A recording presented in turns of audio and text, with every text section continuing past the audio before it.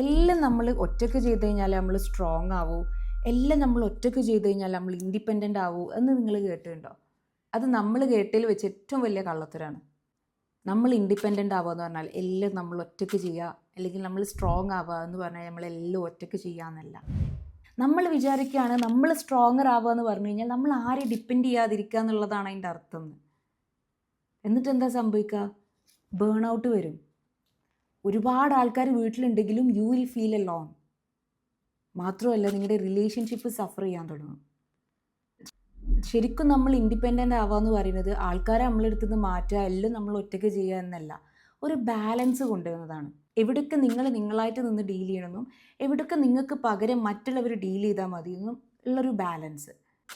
ഇവിടെ ഞാനാണ് ഡീൽ ചെയ്യേണ്ടത്, ഇവിടെ എനിക്ക് പകരം വേറൊരാൾ ഡീൽ ചെയ്താലും മതി. ആ രീതിയിൽ ബാലൻസ് കൊണ്ടുവരിക.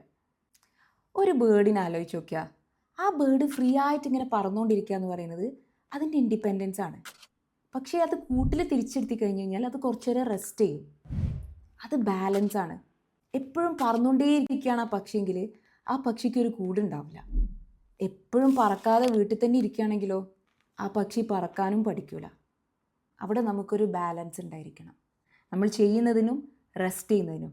അല്ലാതെ ഇൻഡിപെൻഡൻ്റ് ആണ് ഞാൻ എന്ന് പറഞ്ഞിട്ട് എല്ലാ കാര്യങ്ങളും ഒറ്റയ്ക്ക് ചെയ്യാൻ എഫേർട്ട് എടുക്കരുത്.